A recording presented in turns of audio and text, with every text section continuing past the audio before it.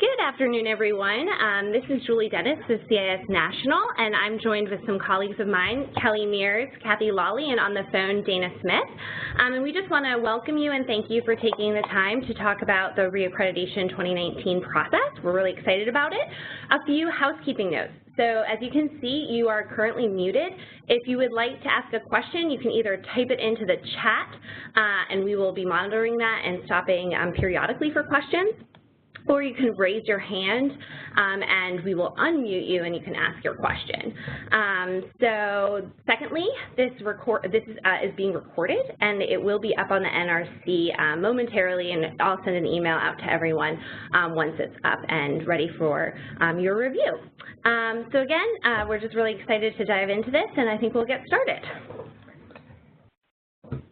All right, so as we discussed, we're talking about the reaccreditation process for 2019, independent affiliate requirements, and document review. Looks like it's taking a second to catch up. So folks, if you are not seeing right now, we are trying to advance the slides and just trying to make sure that it's sharing in real time. Not sure why. Oh, there we go. And there we go. Okay. All right, so if we want to talk about our agenda today. So you might have heard some rumblings. There we go, it's catching up slowly but surely. So you might have heard some rumblings about this recalibration process and what we kind of went through with that. And so we're going to start off with that because we've been talking with the 2017 and the 2018 cohorts, but we just haven't had an opportunity to chat with you all about recalibration. So we're going to take a few minutes at the beginning of this webinar about reaccreditation to talk about that. So that'll be first on our agenda. Then we'll go through the reaccreditation components and process, kind of why we do this and what that means for a network. We'll, of course, dive into the specifics of document storage and review, go over the timeline. We'll stop periodically for questions, but we'll also have questions at the end, and then we'll be doing a demonstration on Box.com. And I like to pretend that I live in Hawaii, so it will be featuring CS of Honolulu. Okay, so recalibration, the why, the what, the how. I'm going to turn it over to the Vice President of Organizational Health and Performance, Ms. Kathy Lawley, and she's going to kind of walk us through what that means. Awesome. Thanks so much, Julie. And I'll wait for the slide to come up.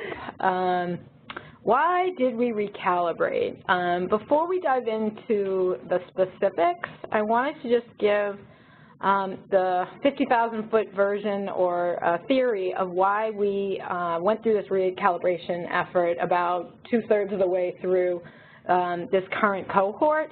And I don't know if all of you know, but we adopted a new strategic plan for the national office about 1.5 years ago. And after we completed a lot of the key informant interviews and the document itself, those of us in organizational health and performance really took a critical look at how the system of total quality, or TQS, total quality system, aligned up and aligned with our strategic plan to sustain, deepen, and grow our work in implementing the CIS model. And the strategic plan itself really doubles down on emphasizing that the primary purpose of our work is implementing the CIS model with fidelity, and that we need sustainable, long-lasting organizations in order to support sustained services over time so that we can have greater impact on students.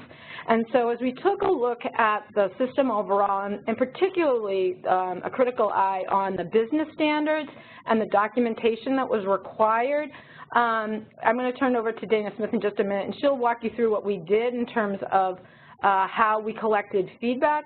But when we looked at the business standards in particular, there were areas that we felt we could give a little bit more flexibility in documentation without losing the intent of the standards, so that we have an ability to document, demonstrate, or you or the organizations in our network have an ability to document and demonstrate that they have all of the elements that are articulated in the business standards so that they support high quality integrated student support services. So just wanted to give like that big picture why that we had a new strategic plan. We went through a very thoughtful process internally and externally that Dana's going to talk about in just a minute to really evaluate how the system did or didn't support what we were trying to achieve in the strategic plan. So with no further ado, I'm going to turn it over to Dana Smith, who's our Director of Organizational Health, Senior Director for Organizational Health here at the National Office, who is working in partnership with Julie and Kelly and moving through and supporting the 2019 cohort. So Dana, I'm going to turn it over to you. Great. Thanks so much. Can you all hear me okay? Yep. Making sure. So before I jump into kind of the how or the process that we went through, I just wanted to introduce myself because I think I know a bunch of you, and then some of you probably have never heard of me before. So quick note, my name is Dana Smith. Like Kathy said, I am the Senior Director of Organizational Health and Performance at the National Office. I've been at the National Office for about 3 years, and then prior to that, I was the CEO of CIS of North Texas. So I have been on both sides of the TQS coin. I have gone through the process as an affiliate, and now I get to work with the TQS team in supporting affiliates going through the process on their own. So I just want to give you an idea of who I am and where I've come from as we're kind of moving into this. Chris Murray, some of you might remember him. He is still working with us at the office. He is actually doing a lot of high-level strategic thinking and development as we are thinking long-term about how TQS will be implemented and some of the shifts and that feedback that we got from the network on how we can make some changes on those pieces. Just so you know, he is still with us. So if you have questions or want to say hello, feel free. But in the meantime, I'm going to be a good point of contact along with Julie and Kelly for your TQS needs this year. Okay, I think we can move on to the next slide. I don't know if it's just delayed or if it's trying to think. It's thinking. There she is. So how did we recalibrate? So one of the things we wanted to be really intentional about is getting good feedback from the network because you guys are the ones that are walking through the process. So we did it in a few different ways. Last summer 2018, we did a number of focus groups throughout the network to gain just good insight and feedback on the TQS process, both, really it was the good, the bad, and the ugly. We sat down with folks in state networks. We sat down with folks from rural affiliates, from urban affiliates to understand how the TQS process was impacting and affecting them, both in the positive and perhaps also in the more challenging or negative ways. And then what we did is we took all of that great feedback and we went into a working group, which actually had a number of folks from the network. And if you guys are on this call, thank you guys so much for your time on both the working group as well as from the time that you served in the focus groups. And the working group, we literally went standard by standard for the business standards. So just so you know, the recalibration effort was only targeting the business standards. We did not do any work or change on the student support standards, but it all focused on the business standards. And we literally went standard by standard and unpacked both the feedback that we got from the focus groups as well as just additional insight that we have seen or heard from the folks that went through both the 2017 and the 2018 working group and made some adjustments. And I'll talk about those adjustments here in just a minute. And then the last thing that happened was from that we took those adjusted standards and essentially went to both the governance committee and the student supports committee in our office and made some changes. So the main thing that you will see when you are looking at the standards, if you guys I'm sure just immediately dove into those standards once you saw this webinar coming up, you'll start to see some shifts, particularly around the indicators. The biggest change that you will see is that the documentation and the feedback we got was just too prescriptive. It was really cumbersome for some affiliates that were very large, and there were some pieces that were really challenging for affiliates that were teeny tiny. And so we wanted to make some more just opportunities and provide some flexibilities for those affiliates. So we wanted to lift the burden off of documentation, and we just found that it was just too cumbersome and it was just too prescriptive. So one of the things, and we'll talk a little bit about this as we get down the path that we, when we start talking about the process in particular, is that we are giving opportunities for the affiliates to give open-ended feedback and answers to how they address the individual standards. That was a huge piece that we found from our feedback, is that people just said, can we just tell you how we do this? This would make it a lot more sense for you. It'd make a lot more sense for us, and so we're trying to be a little bit more flexible in that. There are some standards that were completely eliminated, so the numbering on the standards, if you're comparing document to document, has shifted. So make sure when you're doing your documentation, when you're going through the standards, that you're looking at the most updated documentation, which is on the website, which we'll go through in just a little bit. But there has been some that has shifted, and then the other piece is there has been some merging of the standards as well, just again responding to the feedback that we got from the network. So thank you so much for those who provided that feedback. I think Julie's going to dive into some of the specifics on those individual standards next, so I'll hand it back to Julie. Great, thanks, Dana. Yes, we're just waiting for the infamous PowerPoint to catch up with us. So yes, as we talk about what specifically do we recalibrate, so kind of focusing on what Dana mentioned with the documentation being too cumbersome and too prescriptive. So we do have less documentation required, less of a board burden. So if you've talked to folks who've been in the 2017 or 2018 cohort, they often mentioned, you know, we need board minutes for this and board minutes for that and board minutes for another thing. You still, of course, need to have board meetings, and hopefully you're taking minutes at them, and you do need to upload those minutes as well. But we don't need to see necessarily board meeting minutes for everything like we did before. There are some certain things that require a board meeting minutes upload, and there are some things that just require a board meeting minutes date, but you'll see that specifically when you take a look at the standards themselves. So less of a board burden, less of that documentation upload. And more detailed answers, as Dana mentioned, with these attestations from the executive director and board chair.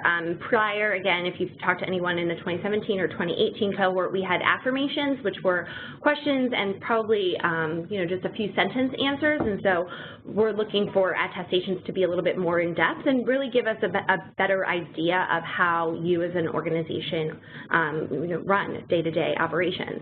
And you know, the last thing that I really want us all to remember and to focus on is that this end goal is that, you know, we're not reaching a destination, we're on a journey, and we're on a journey together. And so I would just also take time to recognize that we at the national office are on that journey with you. And so I know that Kelly and I are still kind of learning the new numbers for the standards, and so I would just ask that you understand that we're also, you know, learning, and hopefully with you and your affiliate and the work that you're doing, you're learning as well as we work through this 2019 process. And again, we're not looking to say, you know, oh, well, did you, it's really about the journey and not the destination. It's not, you know, how many follow-up action items that you had. It's really about learning and using it as a continuous tool for continuous learning. So that's kind of the end goal there. Okay, so if we want to just talk specifically about what we recalibrated, so we only got rid of a couple of standards, and really we didn't even get rid of them, we just kind of merged them with others. And sorry, the slide I think is delayed, but I'll just talk and we'll catch up when we catch up. So the first thing is that the website was merged with the branding. So you still have to have a website, yes, and you know, it should follow all of the conventions of that we have in our branding manual, but we know that, you know, it was a little bit cumbersome to have, you know, 1.4 be branding and communications and then 1.5 be website. So we just were like, you know what, we could just move the website into branding and communications. And so that's kind of what we decided. Again, board member commitment and board committees and board self-assessment, you can see there on the slide 2.5. What was 2.5, 2.6, and 2.7 are now kind of simplified into one standard with board efficiencies. And so we really wanted to give boards the efficacy and the ability to govern themselves. You are communities and schools, and so you know what's best for your community in which you serve and for the board members who serve on your board at communities and schools. And so we wanted to give you an opportunity to take back some of that efficacy, and so we saw the board standards, reducing them and kind of shrinking them was a way to do that. And the way that affiliates show intent for this is the attestation from the board chair. So not as much documentation with board meeting minutes and board this and board that, but more of an attestation.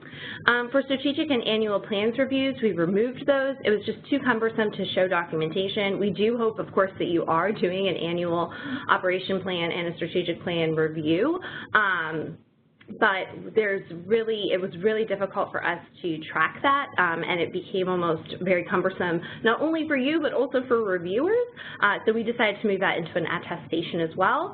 And then accreditation and reaccreditation, guess what? You already do it. So we just removed it as an actual standard and put some language around it into a preamble. It's also mentioned in your TLA as, having the trade license agreement with us. So that was something that you already are doing. And then lastly, for 7.4 constituent engagement and advocacy, we removed this.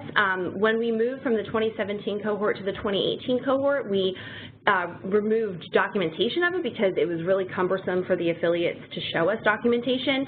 And so because of that, it just made a natural transition that when we moved from 2018 to 2019, since we weren't requiring an upload anyway, that we could remove the standard altogether. Of course, we still hope that you're doing constituent engagement and advocacy, but you don't need to give us lists or give us, reports. That's kind of a little bit of an overreach from our perspective anyway, and so we just thought that it would be better to leave that in your hands.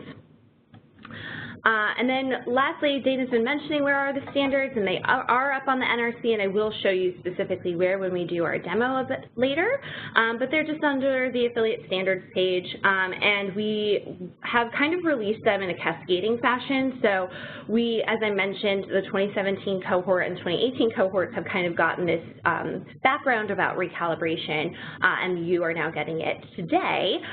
So for our 2018 folks, we had a webinar for them about the recalibration, and then released the standards a little bit after the webinar, and we talked to all of our TQS coordinators a few weeks ago and released the standards prior to talking to them, and so then we made it public on the NRC, and then we'll be also making announcements on Yammer, the community briefing for next week, and of course, if you want me to email them to you, I can do that as well. So we're making it very available, but again, it was more of just wanting to make sure that all of the folks had the information about why we did it before we just threw out new standards at all of you. But they're now up and ready for your perusal. And the last thing that I'm going to talk about before I turn it back to Dana is just quickly showing you who's up for reaccreditation. And Dana's going to talk a little bit more about kind of bigger picture, not only for this year, for 2019, but also thinking about our 17 and 18 cohorts as well. Dana? Sure. So you can see on the screen there are a number of you guys going through this 2019 cohort. We wanted to share this with you guys for a number of reasons. First and foremost, if you are in a state network that you can connect with one another, if you guys have questions or support one another, obviously we are first and foremost ready to help and support, and we'll talk a little bit about what that support will look like coming from us, but also sometimes it's good to have connectivity with other folks in your network. The other piece too we just wanted to make sure that you guys knew is that this is something that we are doing as a network. You've probably heard Dale talk about us as a family, and we really feel like that is what we are wanting to do. A huge part of the TQS recalibration was geared towards making us more of a continuous improvement mentality and support. And so there's a number of strong affiliates that you can see on this page. We're really proud of all of you guys. And so there's opportunities, I think, for you guys to learn from one another and just move down that continuous improvement path, opposed to, feeling like this is an all-or-one, done kind of a thing, so that we wanted to make sure that you guys have those connections. Just so you guys know, if you want to go to the next slide, on the 2017 cohort, we had 31 affiliates that have achieved accreditation at this point.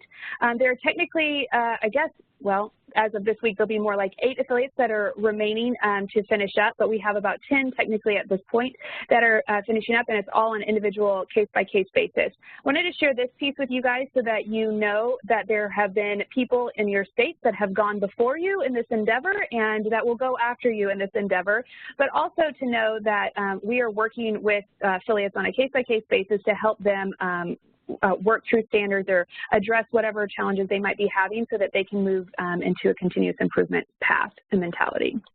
You want to go to the next slide?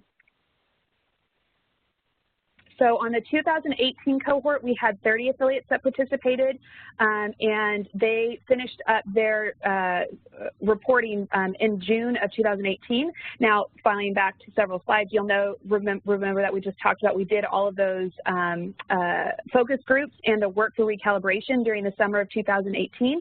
So those reports and reviews for the 2018 cohort are right now being completed. So instead of what would be the timeline that you might have been familiar with when you went through before, the shift has happened for the 2018 cohort on the timeline, which we'll talk about in a little bit. And then same thing has happened for the 2018, and obviously you guys as well, on the reports being presented to the governance committee and then extensions being given to the affiliates in our network for the 2018 folks. But as you can see, between the 2018 and 2017, excuse me, and 2018 cohort, we've had about 60+ affiliates that have gone through this process and walked this path, and we're really proud of the work that they've done. They are really proud of themselves too, and just wanted to recognize that effort that they've achieved. Are there any questions to this point? I think we've given you a lot of information. You might have questions. So we do have a question in the chat, and I'm actually just going to say that we will be talking about attestations more in depth in just a few slides. So I'm just going to ask that you hold your question if you still have them after we speak, but we will be going into attestations quite in depth. Are there any other questions, either by raising your hand, which I'll just scan our box, or let's see, or in the chat?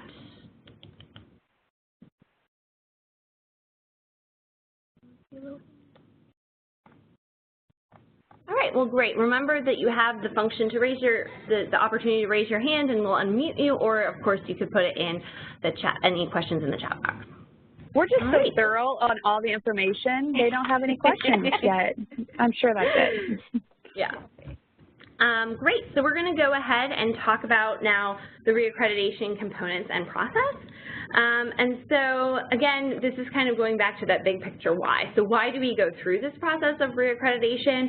And, of course, it's to maintain network alignment with the standards so that we're consistent across the network. We know that you know, communities and schools is very particular to the community in which you serve, but we do need to have some guiding light that really guides us towards, you know, this continuous improvement on this journey.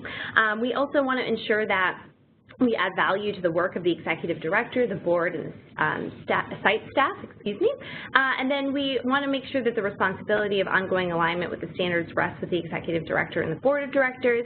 And of course, we also want to be really flexible with any and resilient to any changes. So, you know, if there's a district change or an ED, you know, leadership change or any changes that you as an affiliate are undergoing, this is kind of a process that can help stabilize, and we want it to. And so we also want to make this case that TQS is not just something that you do when you are reaccredited currently every 3 years is our cycle. It's really something that you are doing all the time. Every board meeting you are kind of using this to, again, as that guiding light on this journey, and that, you know, so that hopefully when your reaccreditation year comes along, it's not a scramble to create documents. It's really more of like, oh, we've been doing this, we've been creating this, we've been, you know, working at this, and so now here's what we have to show for it. And so that's something that we're really hoping that TQS can become. And I know that that's a little bit of a shift from what I think this TQS is normally viewed as, but we're really working on shifting that viewpoint with all of you. And the other thing I just wanted to say is, again, we did this recalibration of the business standards, and so you'll see that some of the documentation goes a little bit beyond now what we require, not the documentation, the examples, I should say, on the NRC goes a little bit beyond what we currently require for some of the standards, but that's really just offering more best practices. So it's not something that you have to do, but it's something that you as an affiliate should consider. And so you'll see that if you peruse some of the pages of the NRC, some of the examples are a little bit more in depth, and that's just more, you know, a little bit more for you to think about. Yeah. What I would add to that is that the intent of the standards has not changed, and so, if you developed policies or procedures to get towards one of the intent of the standards as they were written with the previous document, you'll still see that reflected within both the NRC supporting documents we've provided and the new standards document. So don't feel like you developed policies towards old standards and that they're no longer applicable. They are definitely still applicable, and we applaud you for developing really robust policies, and we're hoping that this will give you an opportunity to make them specific for your affiliate and your affiliate's needs. So reaccreditation has 4 components. So the first here is just the alignment to the TQS standards, so maintaining and updating your files. Currently, as I mentioned, it's every 3 years. And then we have SISDM that we all use, except for our Texas affiliates who use a different system. And we use that to verify the student support standards and with EOY data. We also have, again, these attestations. So these will be very in-depth and detailed responses from the executive director and board chair, and it'll just give us more insight into the everyday operations of your affiliate. We kind of want you to think about it as if you have the opportunity to show us kind of who you are.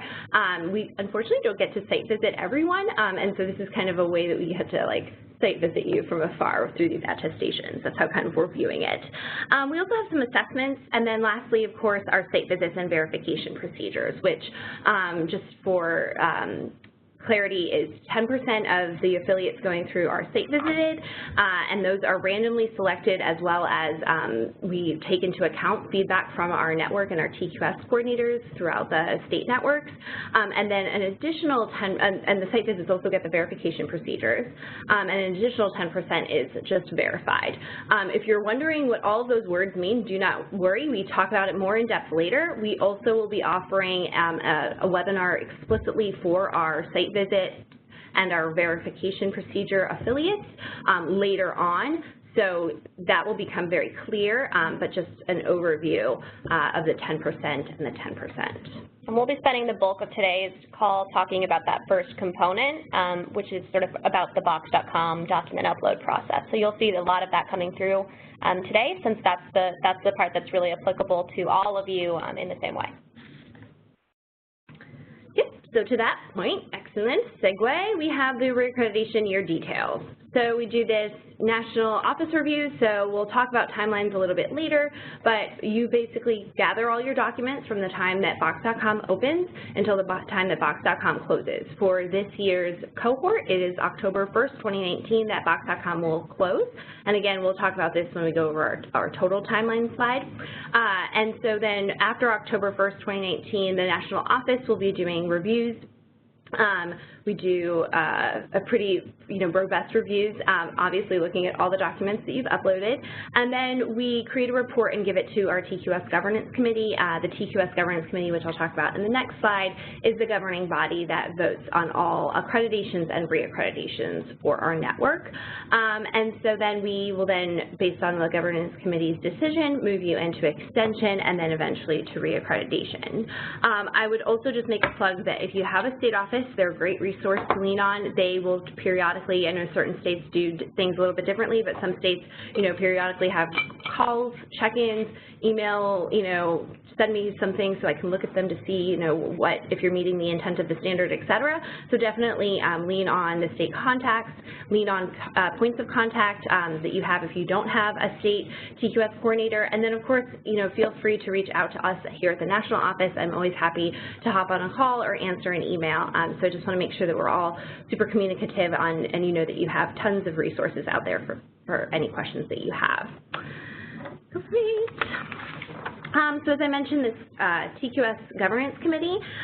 So the TQS Governance Committee is made up of 7 members, 3 from our senior leadership here at National, and then 4 from the network. We have 3 state directors and then 1 executive director. And so they, as I mentioned, are the governing body for all things accreditation and reaccreditation, all things TQS. They, as we mentioned, they saw the recalibrated standards. Many of them were involved in the working group, so they are very, very deeply ingrained in TQS, reaccreditation, accreditation, all of it. And they issue typically these types of extensions. So we have a 90 days, a 6-month, and a 1 year. All all 35 affiliates that underwent reaccreditation in 2017 received an extension. We, as Dana mentioned, we're just starting to finalize the reviews and get the reports in front of the Governance Committee for 2018, but we do anticipate that all affiliates for 2018 will be an extension. And it might be a little bit too early to say, but just based on previous experience, we would say that 2019 would also be likely to all affiliates would have an extension, and that is okay. We want to make sure that you understand that, again, it's a process of learning, of improving, of, how making yourself be the best affiliate that you can be, and extensions are not a bad thing. And so if you have follow-up actions, that doesn't mean that you're a bad affiliate or that you're not doing great work in schools with kids. You are, we know you are. It just means that you have some things that we require and that we'll work with you to get those things done. So that's basically it about the TQS Governance Committee. And I'm going to turn it over to Kelly because we're going to talk about attestation. Excellent. So the second component, which we will still talk about today, and that does still apply to all of you as you go through this process, are the attestations. So these attestations are going to be just slightly different for those of you who have been involved in the 2017 and 2018 cohorts. This is slightly different than the way that we've done them in the past. But the purpose of them is essentially still the same. And so during reaccreditation, we ask that your board chair and your executive director complete an attestation and sign to just affirm your intent to and commitment to the total quality system. So that is just really reaffirming your commitment that you committed to when you became an organization, when you were originally accredited, and reaffirming your commitment to the process. What it also allows us to do is get to know your affiliate and what's specific to your affiliate on site, and really kind of help to clarify some of those points. As Julie mentioned, we would love an opportunity to have a site visit with you all and learn about what you do face-to-face and see your operations, but we unfortunately don't have that ability. And so this attestation will hopefully serve as helping to patch some of those gaps for us, helping you provide us information, helping you to provide the context behind the documentation that we'll be reviewing. And just to chime in here, I think one of the other benefits of having the attestations versus having board minutes for many of the standards, which we had before, allows the executive director and the board chair to work together on fulfilling the intent of the standards instead of having the entire board have to have a meeting, approve the item, and move forward. When we thought long and hard about what was the right way, what was the balanced way to get at the intent of the standards without having your organization go through a tedious, overwhelming process to get the things approved that we had outlined before. So just wanted to double down on how important the attestations are, but the intent here really was to reduce the overall burden to the organizations. Absolutely. And in that spirit, so one of the primary ways that we did change this process is actually by making it entirely electronic. So what we've done is put together a link where you can actually access this through what's called a Cognito form, hopefully a platform that many of you are familiar with through a lot of the other formats. For example, our town hall RFPs, a lot of other evaluations that you see coming from national are done through this format. So this hopefully is a process that is easy to use for you all. You can access it through a link. Both your board chair and your executive director will be able to access this remotely, fill it out through that survey link, and be able to submit it to us electronically. So this is not actually something that will go in your box, in your document storage, which you'll see a little bit later, but it will be something that will be submitted to National electronically, and we're hoping that that will help you to, just ease of access for your board chairs, ease of access for you all to complete those and submit them. So we'll have another chance to talk about these a little bit more in depth in terms of what goes into the meat of the attestations once you have a chance to look into the document review. So we will come back to attestations. Now, you will notice we don't have a slide for component 3, and the reason for that is because we're not currently doing an assessment process for you all right now, and we will let you know if anything about that changes. But component 4 is our site visits and verification procedures. As Julie mentioned, we're going to have a specific webinar for those of you who are selected for a site visit and a verification. 10% of the current cohort will undergo a site visit. You'll be randomly selected, And of course, any affiliate who has been found to have significant findings or receive a site visit based off of a governance committee decision, we will let you know if any of that happens. But we just want to make sure that if there's a reason for us to have a site visit, we'll of course swing by. But 10% will undergo this by a sort of randomized decision, and all of the affiliates who receive a site visit will be undergoing the additional verification processes as well. So we'll be spending a day and a half with you. We'll do interviews with your executive director, your affiliate staff. We'll go on site to visit at least 2 sites and visit and interview with your principals, site coordinators, students. It's typically a pretty comprehensive day and a half, but we will send you so much information about this so you will feel absolutely prepared for the visits. Site visits are not likely to happen until winter, spring of this upcoming 2020, so next year, so you have plenty of time to prepare for this, and we'll be letting you know if you are selected for a site visit probably in about March or April. So we're just still going through the randomized process and letting you all know, and we'll invite you to more conversations about that. The additional verification procedures are for 3 components: your data verification, your background check, and your parent-guardian consent. And that's a process where we dive through and we actually ask you to send us your source data. So that's your actual parent consent forms, that's your actual background check records, that is your actual source data for your data verification. And we work with our data quality team to just verify how that data gets entered, that it's entered in system appropriately, and we're highlighting where there are opportunities for us to really beef out our training and coming back to you all, but also making sure that you are all doing your verification procedures to make sure that data and background check and parent-guardian consents are completed in a timely and accurate fashion. And the only thing that I will say about that is, which again we will dive into on the specific webinar about verifications, but we do it in a very secure way, and the data team is the only one that looks at the student data. So it's not like we're plastering student data all over the national office. So just want to put people's minds at ease. Absolutely. And the other thing that I will add, since we are coming right off of our Student Supports Institute, and I just mentioned that our site visits will likely happen in the winter/spring of next year, or early spring of next year. We are recognized that that may fall during Student Supports Institute next year. We will not schedule any site visits during any sort of national convening time, so just be aware that we are hopefully being cognizant of that for you all, and of course we'll be working with you to schedule them in at a time that makes sense for you and your affiliates and your schools. Any questions at this time from folks? Again, you can raise your hand. The raise your hand button is right next to your name in the participant box, or shoot us a message in the chat box. And from here, what we're going to go ahead and do is dive into the document storage and review process. So we are going to dive into the actual box, the system that you'll use. We'll do a demo with it also, and give you a chance to learn a little bit more specifically what you're going to be doing. One question about attestation link. Absolutely. So the question is just, to email the attestation link. Absolutely. You're going to get it a number of different ways. I'll dive through all of the many places that it will be, but it will also be emailed to you. So you'll have it right there at the top of your inboxes, and have that. We will probably not be delivering that to you until your boxes go live.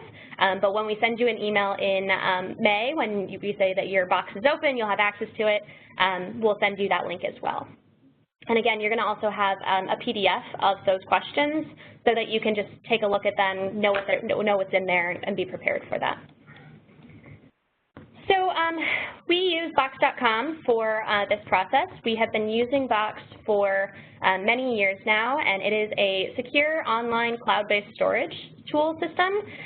So you do know, again, that your data is secure in there, and it's a way for you to drop your documents into a folder structure that we've created here, so that we can then review it and sift through it. Generally, the box is structured to match the standards, the format of the standards, the categories, and whatnot. And many of you should hopefully be familiar with this process, as it is something that we use during most of your accreditations, original accreditations. One of the things I'm going to stress here is that the national office actually pays for an enterprise account here so that you can use personal accounts, and those accounts are free. You should absolutely not be paying for Box.com unless you're paying for it for different reasons, for a different purpose entirely. But you have these boxes to use for reaccreditation, and should you like to use them for something else, you are absolutely allowed to use them for something else as well. But these are provided to you at no cost. If you don't have access to Box.com right now, what you're just going to go ahead and do is go to Box.com and create a personal account. And what we'll do is in May, when those folders open up, we'll be sending you a link to your affiliate's Box.com folder. All of your documents from previous accreditations will be in there, and so will a folder that says Reaccreditation 2019. We also have in that front pop-up that you'll see on my screen is it's called Box Sync.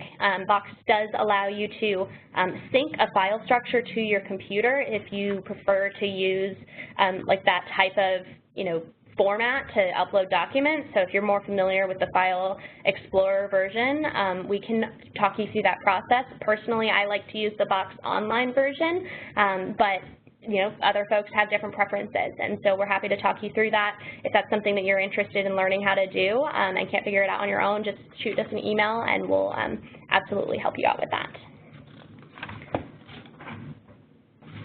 So the box structure is right here in front of you. So when you get into your box, again, you'll have other folders that were for old, accreditations or reaccreditations. But you'll also have a folder that says 2019 reaccreditation, and within that there will be 4 folders. And these folders are going to be empty, generally, with the exception of some guides that are there to help you out. And they are structured in the way of the actual standards themselves. So you have your business documents, you have your student supports documents, and your general use services documents.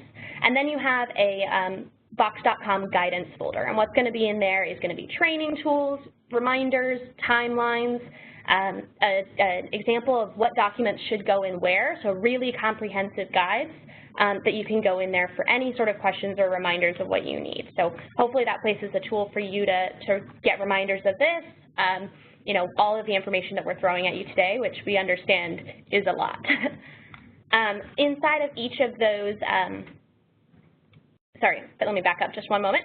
So if you are selected for additional verification, there will also be another folder in there for you to submit your verification source documentation, and that'll again have some really tight parameters around who has access to that folder so that we can make sure that your source documentation is closely held and maintained appropriately, and that documentation does get deleted at the national level, so we don't hold on to any source data after the fact. So what we're going to do is dive through each of those folders, 1, 2, and 3, and show you a little bit of an idea of the structure. We'll show you with some of these pop-out tips and tricks, and then Julie's going to go ahead and show you, actually do a demo with you so that you can see how to navigate the box. So to start, we have our business documents, so that's folder number 1, and the business documents are broken down into folders for each of the categories for the new standards, so the newly released standards. So the categories there include organization, governance, financial management, operations, and human resources and capital. The other folder that we have in that folder, subfolder that we have in that folder is for board minutes and supporting documents. So that's where you're going to be uploading all of your board minutes for the last 12 months, all of the financial monitoring documents that you provided to your board over the last 12 months, and anything just specific to board minutes, and I'll dive into an example of that. And the idea there is that since we've eliminated a lot of the places where there are board minutes required to approve policies, we're actually just putting them in one separate folder so that there's one location for you to upload all of your board minutes, and we'll dive through what that looks like in a little bit. And what I will say is there is not a folder for every standard, and there's a reason for that, because the indicators do not necessarily require a document to be uploaded. Many of the indicators do require us to review a document, and so we'll need to take a look at whatever the policy is or whatever that indicator may be.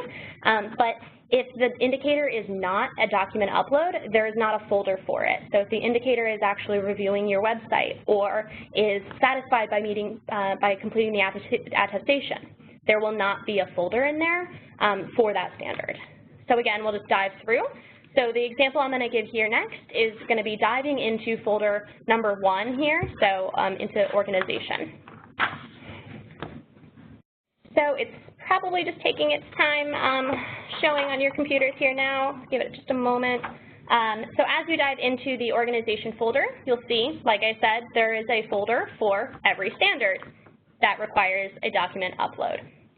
So you'll see inside of the organization is 1.2, 1.4, and 1.6. And the reason for that is that 1.1, which is our trademark license agreement, does not require you to upload a document. CIS National holds those at the national office. We have access to those, and so we'll be reviewing what we have here on site. Now, you're still required to make sure that your trademark license agreement is up to date. You should probably make sure that you have a copy of it. You should make sure that, it's signed by current leadership and that it covers your current jurisdiction, since those are the components of the standard that you are going to be reviewed against. However, you don't need to provide the document for it, and so you don't see a folder for it. Same would go for 1.3 and 1.5. You don't see documents in there because, for example, you upload the board minutes that are approving your mission statement to the board minutes folder, like I just mentioned. And for 1.5, which is office-based, we're actually reviewing your attestations and your online websites to review those information. So again, not seeing a folder, there's usually a reason why, and the guides that are going to be in these documents are going to really help kind of walk you through that. The last item that you see in this folder, and there will be one of these in every single folder, is a box note, which is a guide for you. It says documents required because that's exactly what it is. It's a list of the documents that we would like to see in these folders. Now, of course, you may have different types of documents, or they may be named something different, but we'll need to see the sort of content here. So, for example, in the documents required notes here, you'll see in banning communications, we need to see sample promotional documentation. So these are the same indicators that you have on the standards, and again, they'll be in the guides. So our hope is to be able to give this to you in a number of different places so you'll be reminded multiple times. And the last tool that I want to show you on here is our box notes. So if you look on the top right corner of that example is a box note. It's like 3 little lines and a pen. That's a way for you to give us notes on any folder, on any document, on any space, to be able to just communicate with us in a two-way fashion. So you can actually send to us and say, hey, this is a little confusing. We have 3 documents that actually meet the intended standard here. Take a look at this one, and this one. Or, for example, we don't have a document for this. We never got around to it, and we're working on it right now. Or we don't have volunteer policies because we don't have volunteers. You can communicate all of that information to us either by email, giving us a call, any other way, but we're also going to give you those box notes tools as well. So if we back out all the way up to that original structure, we dive into number 2, the student supports documents. And what those student supports documents are going to do are going to be slightly different than the business documents, right? So they're not going to be structured in terms of the actual standards and the standard numbers, but they'll be inside 5 folders for each school.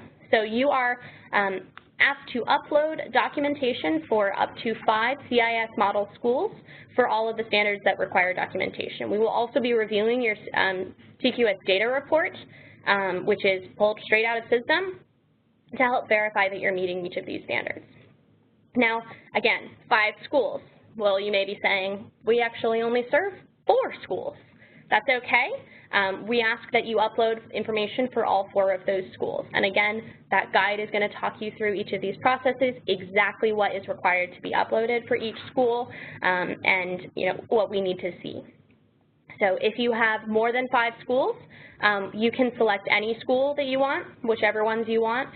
Just let us know. You can let us know by changing the name of the folder to reflect the school, or you can skip that step and just let us know because that's the school support plan that you have uploaded for us, or any of that information there.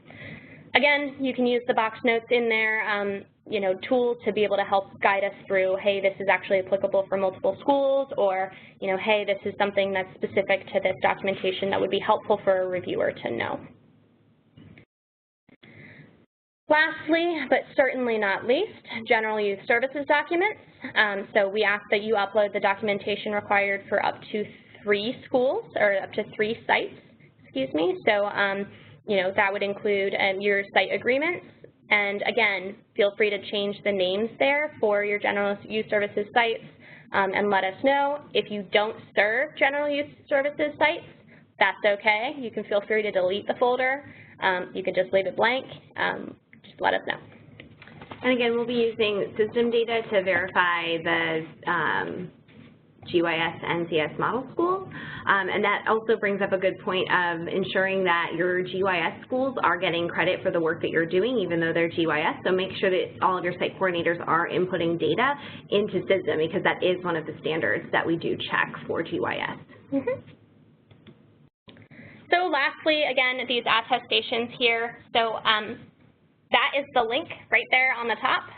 You have access to that now, but we would ask that you kind of hold off on this process. And the reason I put the attestations actually after those documents is it's really helpful to do these attestations, in my opinion, after you've started to drop documents in, after you've started to do this process a little bit. And really started to understand where your hiccups may be, where you may need to provide extra clarification on certain standards. So the attestations are there and available for you, and they are required by the both executive director and the board chairperson. I want to cue this up for Dana to talk a little bit about the attestations in terms of sort of both sides of the picture, as she mentioned, being sort of an executive director perspective. Go ahead, Dana.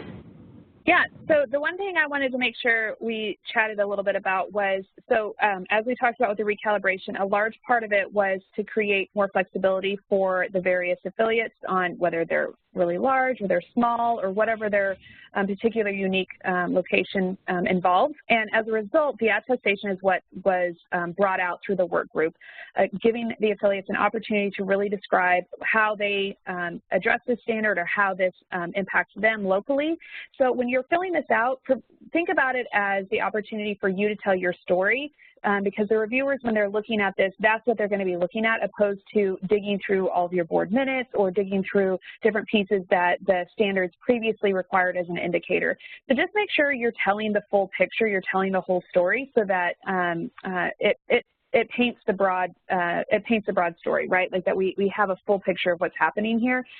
We're not going to get nitpicky on the ins and outs of what you say in your attestation. That's up to you. You guys are brilliant professionals, but we just want to make sure that you understand the context of what the attestation is trying to achieve, especially with regards to the recalibration effort.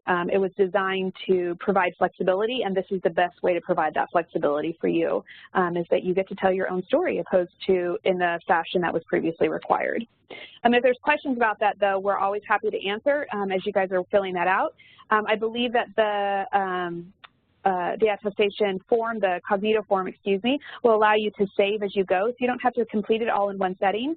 To Kelly's point, if you are uploading things in the box, it'll give you an idea of what the standard is looking for so that you can kind of answer it in full. However, you can do it any way you want to get to the answers in it.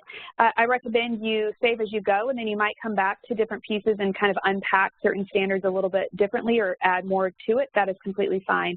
As we're going through this process, if you have any questions about the attestation, we want you to know we're here to support you and just make sure that we understand how you guys are addressing this in your particular affiliate. Absolutely. And just so you also know, there are no word limits for the attestation, so there's no minimum or maximum on the form, and that's one of the things we actually like about these forms, is it allows you to get into whatever sort of comprehensive nature makes most sense for you. So we don't need you to copy and paste policies in here, but we do want you to be able to have the freedom to explain the answers to whatever you need to provide in whatever way makes most sense for you, and with whatever sort of word limit makes sense for you.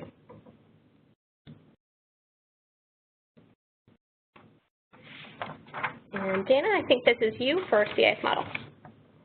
Great. So one of the standards that still is in the standards is that 51% of our expenditures must be committed to the CIS model schools. So if you are providing a variety of different things, we have such a diverse network that does different services. If you have any questions about whether you do, we actually have a form that you can complete so that we can verify those pieces. But I don't want you guys to stress about this. When we start talking about how the accreditation process is going to work for support from us, we will walk you through how we can even support you as you guys are completing this document and making sure that you've got your expenditures in place so that we can see whether or not you're implementing the CIS model with 51% or more. If you are not doing anything besides the CIS model work, this will seem crazy to you and this is a moot point, so just don't stress about it. This is for affiliates that just have a variety of services and supports that they provide for their local communities. Great. So I'm just going to wrap us up with this portion, talking a little bit about rules of the road. So again, as we've discussed, please feel free to use Box how you would like. If you want to rename the folders to be the schools that you want to upload, which I can show you in the demo in a few moments, that is totally up to you, and that's something that might even help you if you, as you upload your documents. Secondly, I would urge all folks that to not wait until September 30th, when it's the day before the due date, to upload documents. You have that board meeting in January, and you've got your minutes back from your board secretary.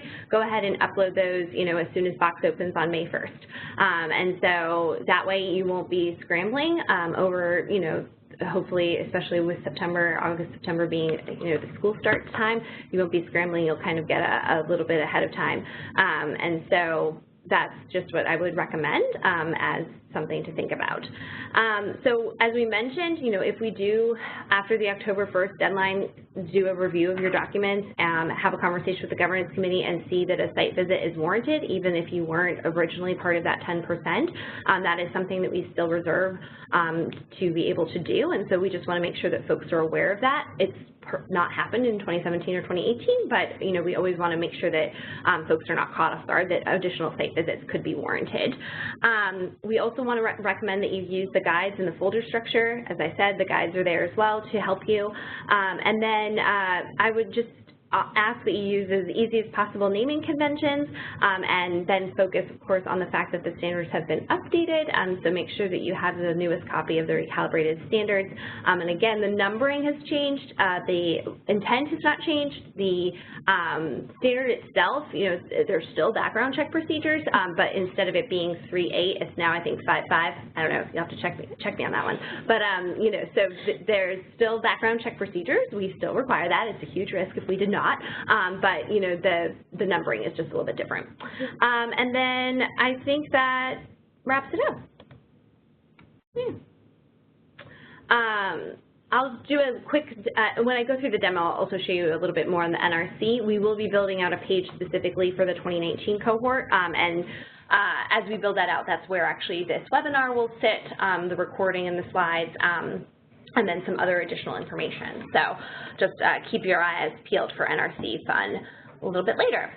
So the last thing that we wanted to do before we wrapped up into the timeline and then the demo is just talk a little bit more about this communication piece. So again, we are really trying to be very communicative with you starting off in February for this process that won't really wrap up until October. You all have my email, I hope. You all probably have Kelly's email, Dana's email, you have our phone numbers, et cetera. And so it's really about, again, we're on this journey together, and so the best way to be on this journey together is to be as communicative as possible. And one thing that we rolled out last year that we're really excited to bring back is this idea of a reaccreditation liaison. So we're not quite sure the specifics of it yet, but the reaccreditation liaison will be someone from the national office who is paired with a group of affiliates, typically by state or groups of states for the smaller states out there. And we will be setting up phone calls with you one-on-one, and just kind of talking through the process, answering any questions that you have, and then kind of being like that person that if you had a question or if you had a concern, you have someone right here at CIS National that you know is your go-to for this reaccreditation process. So we're really excited to roll that out. We did it in 2018. I think it worked pretty well for most folks, and it was just a really good way as well for us to get to know the network better, and then for hopefully the network to feel like you have the support not only of your state offices if you have a state office but also here, us here at National. So we'll be rolling out the liaisons as we move closer to that May 1st Box.com opening date, so just make sure you check your email for who your reaccreditation liaison is and get excited for more information about that. So yeah, I think that's it for communication. So I'm going to move right on to the timeline. So today is our Box.com webinar. Welcome. The goals for the webinar are hopefully that you received a good understanding of why we recalibrated the recalibrated standards, and then of course discussing the structure. Box.com certainly has not changed, but just the numbering, as I mentioned, has, and so just kind of discussing that. We have set a Box.com open date for May 1st, and this is when affiliates can begin to move updated files for the new Box.com structure. You know, we're still kind of working on this process, and so as we are still wrapping up the 2017 process and the 2018 process, so we just wanted to build ourselves a little bit of a buffer here at CIS National so that we don't have Box open tomorrow and you're all scrambling to put all of your wonderful documents in Box. So that May 1st timeline is why we chose that. And we will email you on that date to let you know that it's open. So please write it down, put it on your calendars, get us excited for it as we are, but we'll be sending you reminders. Don't worry, our goal is to never go dark in this process, but to allow you to be communicated with frequently. And then Box.com closes on October 1st. So all documents must be uploaded by October 1st of 2019. Typically what we did in the past, which I know is a little bit different because our timeline has since shifted, we used to have a June 1st deadline, and now it's October 1st. But the reaccreditation liaisons will be talking with you about when would be then good to pull a system data report. And because of it will be in October, we think it will work really nicely with the EOY data wrapping up. So I don't think that there'll be a lot of concern about pulling something, let's say October 15th. But regardless, we'll chat with you about that via your reaccreditation liaison. For my Texas affiliates who use a different system, we have something different that your reaccreditation liaison will let you know about. It's a spreadsheet that you fill out for all of your schools. So we do collect the data, and it will be collected probably sometime in October about either with SysDem or with the Texas Excel spreadsheet. Then we move through a review period, so we will be looking at each and every document that you upload, and so that does take time from us. Luckily, we do have some extra helpers here at CIS National, and we bring in some folks from the state network, which we're planning to do in the fall of this year of 2019, so that we can get the TQS Governance Committee a report. That report will probably come out sometime in the winter of 2020. If there are any site visits, the site visits will be completed prior to the reports being given to the TQS Governance Committee. So again, those site visits we're thinking will be around the winter or early spring of 2020. And then by spring of 2020, all affiliates who have gone through this process for 2019 should be receiving their reports with the extension timelines that are deemed necessary. So we'll kind of be moving through that, and I think that's pretty straightforward, but I'm happy to take any questions that you have about that before we move on to our demo. And there's a question here in the chat box already about those Cognito form for the attestations. Yes, they will be provided to you in sort of a downloadable, printable, shareable fashion, so you can take a look at the questions in advance. Those are actually going to be in your box, in the box guidance folder that, again, we'll show you, but that I mentioned earlier. So you'll have a PDF there, but our expectation is that you complete it online through the online survey platform, and that is just to help us with the review process, keep it aligned with our other documentation where we're going to be storing all that. So you will see the questions in advance. They'll be in your box, and then also, if you need me to email them to you, I'm happy to do that as well.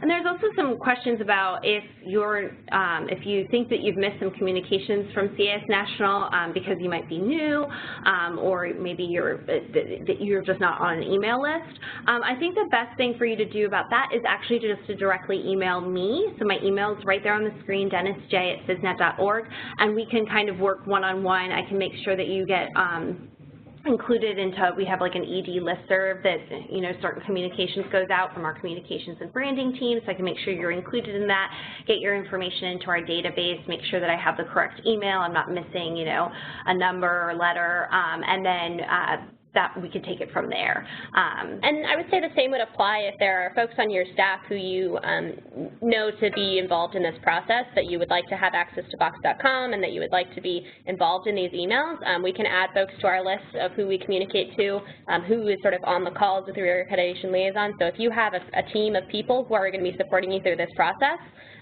then, you know, and you're concerned that someone on that team is not getting our communication, let us know. Julie and I can add them to the list as well. Absolutely.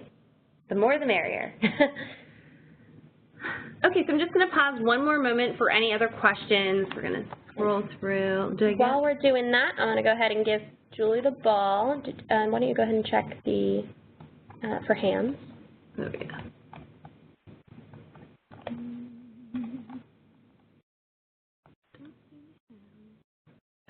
Okay. Great. So hopefully. Do you need to share your screen first? Oh. Yeah. Yep. There you go. Okay. So hopefully you can see this. Great. So this is the NRC. If you are new to the network and you're not familiar, oh, is it showing? Yes, there we go. Sorry for the delay. All right, so this is the National Resource Center, or as we lovingly call it, the NRC. If you're familiar to the network and you're not quite sure what the NRC is, it's basically a tool that we have for all of our affiliates and all of our network folks, and it just provides a plethora of information in any of these areas. And so what I'm going to be focusing on today is just to quickly look at the accreditation process and standards, because I did want to show you, as I promised, that I would tell you where the new standards are. Thank you. So as you scroll down on that accreditation process and standards, to independent affiliates. So again, this is only for independent affiliates. If you're a state, if you're a state, this does not apply to you. You have a separate state standards. So we were just clicking on the affiliate standards. And you can see here it's at the very top, the independent affiliate business and student support standard. It's catching up, slowly but surely. And it's the second one down. So if you clicked on that, you would have access to the newest standards. And again, that includes the recalibrated business standards with the renumbering. But what I wanted to show you very quickly is this quick demo of Box.com. So I'm showing you the Box.com from, if you just do this. There we go. I'm showing you Box.com from the perspective of using it in the web browser. Again, if you want to sync it to your desktop, you're more than welcome to do that. I actually like it synced to my desktop, but I think that most folks and most affiliates use it in the web browser. So I'm just going to show you from this perspective. It's the same look. It won't really look any different. It'll just be, instead of in files, it's in a web browser. So that's where we are today. So as Kelly mentioned, the four folders, Box.com's guidance, business docs, student support, GYS. So if we just click the guidance one, you'll have a general guide in here, and you'll also have the attestations for review only. So you can see here that my ED attestation is in that Box.com guidance folder.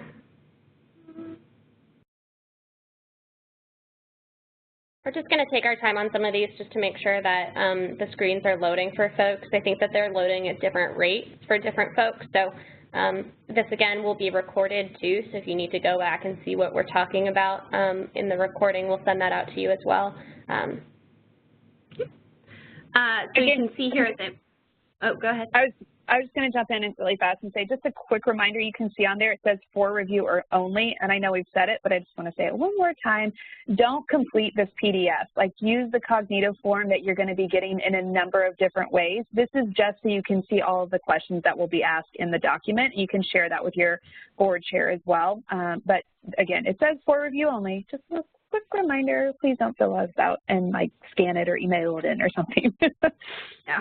And again, if you want to look at the questions, you can certainly do that by clicking on either of those PDFs and kind of think about what answers you want to create, and then go to the cognitive form and type it in. And there's a couple of guides in there. So, and what I would also recommend to letting you know to check out in here is this box note. Anything in here that's already in there that says box note is going to be a guide for you. So you can actually open that up, you can interact with the note, and you can actually cross off items as you've dropped them in. If that's a helpful tool for you, use it. If it's not a helpful tool for you, then don't use it. There are going to be multiple ways for you to have guides and resources, because some folks like to work on the computer, some folks like to print stuff out and work with them by hand. We recognize that. We want to give you all of the tools possible to get this done. And then do you want to show them the box note as well? Like how to create a box note? I was going to do that one in an example. Perfect. Okay, good. So business documents, so if we click in that, you see here how we have the board minutes and supporting docs, and then it's labeled by number. So again, the numbering has changed. If we go into board minutes and supporting docs, and this is where I'll create a box note. So you'll upload your board minutes here, and I'm just going to let the folks know CS of Honolulu meets every other month. Now, you don't have to include this note. We'll obviously see it from the minutes that you do upload, but just so that we know that we're not looking for board minutes every month, we're looking for board minutes every other month. And so that will be saved, hopefully. So you can create a small note that's like that, giving us just a heads up in the title there, or if you felt like going into depth on something, that note will actually create a larger document space that you can write in more comprehensive detail here. So you can just, as it loads, it will show you an option. There you go. You can add in, you know, if it was a spreadsheet or a picture or something you wanted to share, you could as well attach that to the note. And we'll go back to, and here you can also see that there are specific board minutes that you would upload here for the different standards, whether it be the mission statement, as Kelly mentioned. You just need to show board minutes showing approval of the mission statement, the budget, the audit, board meetings, minutes, etc. And because your budget and your audit are likely approved within the last 12 months, and if those are in the board meetings folder, again, that's okay. We don't want you to have to upload minutes multiple times and duplicate your efforts. And so if instead of uploading another document in there, it's better for you to write a box note that says audit was approved in August 2018. We'll go into that August 2018 folder and find the minutes from there and take a look for the approval in that. And again, that's going to be included in the folder, so you have that information right there at your fingertips. Again, guides and all sorts of supporting documents there. Great. So I'm going to go back out of the business document and into our student support document. So CS of Honolulu has a school, and it's named Sunshine Elementary. So I'm just going to rename it. I wanted to rename it. I think I clicked on it. So you click on the rename. See. Let me go back.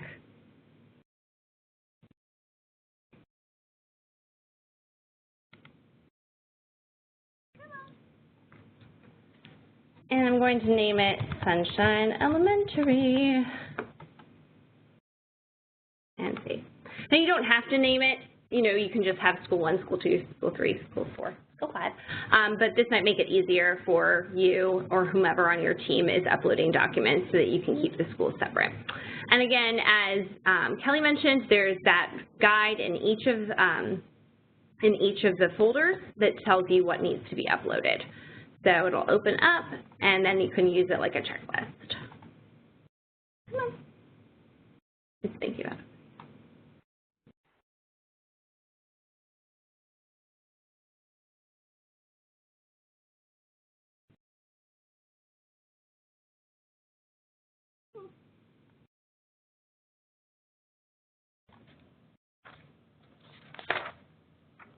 There it is.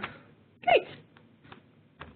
So again, you can click on each of these check boxes and say, all right, great, I've uploaded all of my signed written school support agreements, check, and really kind of use that as a working tool for yourself. And then again, some notes, some guidance for you to just remember. Again, we don't want you uploading multiple documents of the same one. So, you know, for example, if you use the same parent guardian consent form at all your schools, let us know. We will review that one consent form template. If you use a different one, we would like to see one for each of the schools. And then similarly, you'd move out of student support into the general use services documents. And that's set up very similarly. It's just we'll have the 3 folders for the 3 schools. CS of Honolulu does not have any GYS services, so they do not need to do anything. They could even change the title if they wanted of the folder to say not, or write a box note to say we don't have any. You can add folders within here too. We really want to stress that this is your box to use however you need to, and so if there is just something about your affiliate and the way that you operate that says to you, actually, I'd really like to add in a folder here and provide all of this documentation in its own specific folder, we would encourage you to add those folders and let us know based off of what just makes sense for you all. We want you to use the structure that we've put in here, but if there's 1 or 2 folders that would actually just make a lot of sense to just drop it in as is, or for example, if you already store things in a folder and are going to drop them into the right things, we have seen folks who sort of have a folder within a folder who have dropped documentation that way. And I would also say that this is a good opportunity as well to make sure that you're using your reaccreditation liaisons, that if you do have questions about things, if you say, oh, I'm not sure about this, or we do things a little differently here, this is how we do them, that they would be a good resource as well for how to best navigate Box in regards to the reaccreditation process. So that's the demo. I'm going to just stop sharing my screen, and then I'm going to check to see if there are any other questions. So let's look at our participants. Great. And I don't know if I see any hands raised.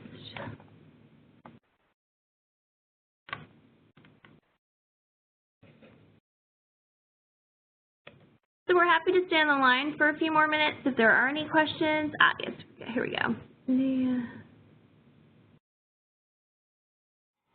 So the answer to that is either, really. So the question is, do you add box notes in corresponding area that it applies to or in any folder you are in? So it makes sense to put it in the corresponding folder, but we'll see, we kind of get a list of all the box notes in the folder, the total folder itself.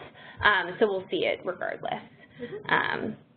Probably makes sense if you are writing a note that's specific to, say, standards 3.1, that you put that either in the folder 3.1 or within at least the threes section. So that would probably make the most sense so that it makes sense for that item. But if you wanted to put all of your notes on the home page, that would be fine as well. Or one note with comprehensive updates or anything like that.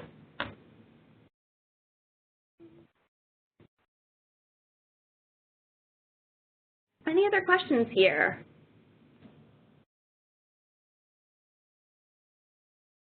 Remember, if you're trying to talk, you're muted. So you have to raise your hand or put it in the chat. Time frame. So the time frame is the last 12 months from October 1st. So it would be September or October 1st of 2018 to October 1st of 2019. So it's not quite following a fiscal year for most of our affiliates if your fiscal year starts July 1, which is why you might approve that budget at the beginning of the fiscal year, and then it might be a little. Yeah, so the board minutes folder, here we can actually show it again.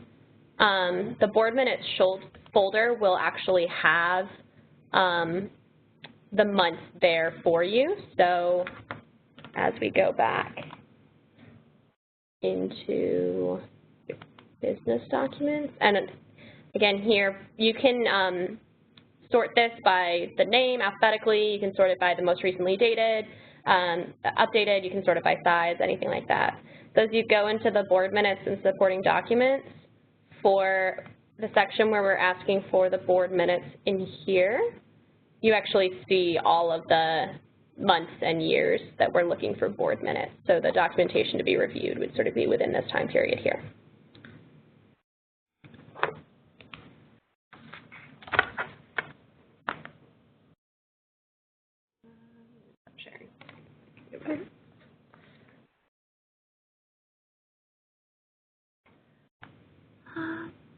Okay, well, if there are no other questions, I'm happy to leave you with 10 more minutes of your day back. Thank you so much for joining us for our Reaccreditation 2018 Box.com webinar. And again, we'll be reaching out, if not before May 1st, on May 1st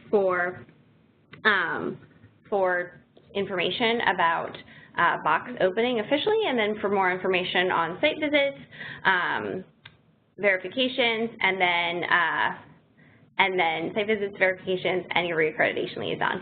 As I mentioned at the beginning of this webinar is recorded, and the recording and the PowerPoint will be up on the NRC shortly. As I mentioned, you have a Reaccreditation 2018 page that's currently being built out, and it will be there. Once it is available, I will go ahead and email everyone from the webinar so that you have access to it. And so you can listen to this to your heart's content. Listen to us over and over. Yes. All right, so thanks so much for joining, and we'll talk to you all soon.